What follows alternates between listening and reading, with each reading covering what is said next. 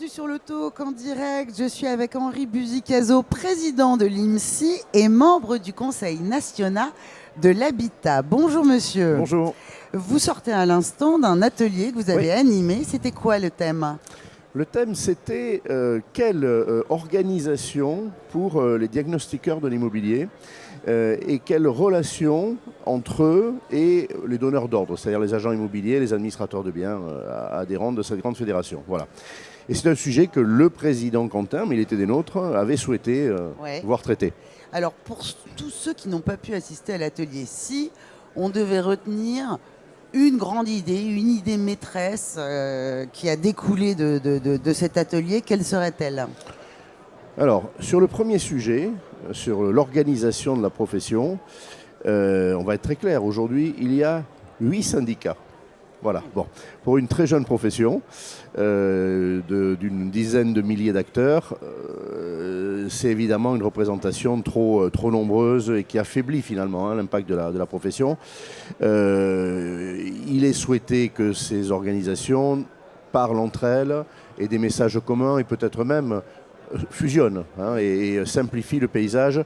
C'est en cours. Plusieurs d'entre elles sont en train de faire ce travail-là, de dialogue, d'échange, voire de rapprochement et de fusion.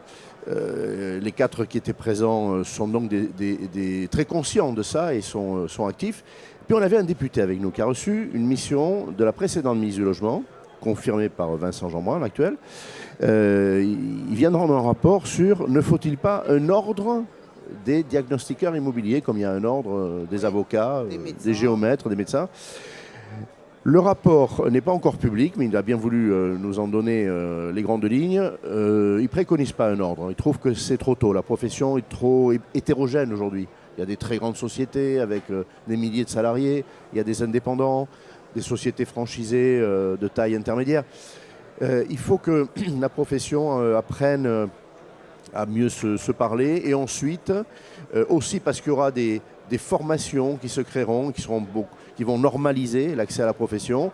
On pourra parler d'ordre, mais aujourd'hui, il préconise qu'une fédération est une partie des pouvoirs de l'ordre par délégation des pouvoirs publics, notamment pour la discipline, le contrôle de la formation, de la qualité des formations, l'éthique et la déontologie. Il n'y a pas de code d'éthique et de déontologie. Voilà, elle pourrait le fabriquer et le faire valider par les pouvoirs publics. Voilà sur le premier sujet. Donc on voit quand même une profession qui est en train de gagner en maturité, de devenir adulte. Alors elle a 25 ans. 25 ans, normalement, on est déjà adulte, mais pour une profession, pas vraiment. Elle est plutôt à l'adolescence, je dirais. Mais on voit qu'il y a une prise de conscience très forte sous le regard vigilant d'un député mandaté par le gouvernement. Les pouvoirs publics veulent que cette profession soit adulte. Voilà. Et après, sur le deuxième sujet, autre idée, les relations avec les agents immobiliers ou les administrateurs de biens.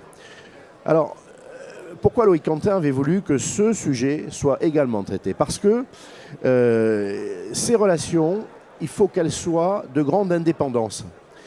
L'agent immobilier qui va faire un diagnostic, détection d'amiante, de plomb, performance énergétique, mais voilà, aujourd'hui il y en a une dizaine.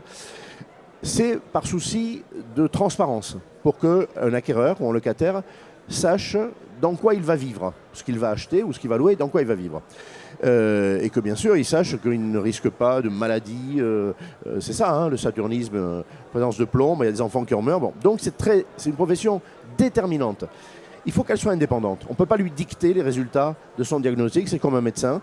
Et donc, bien sûr, il faut une vigilance particulière. Il faut que la déontologie des diagnostiqueurs et celle des agents immobiliers ou des administrateurs de biens, qui existent déjà, celle-là, depuis 2014, est force de loi et que vraiment on ne cherche pas à en déroger, qu'il y ait un très grand respect de cette indépendance. Ça veut dire des rappels à l'ordre, ça veut dire, le député l'a dit, peut-être des sanctions plus lourdes pour ceux qui ne respectent pas cette indépendance.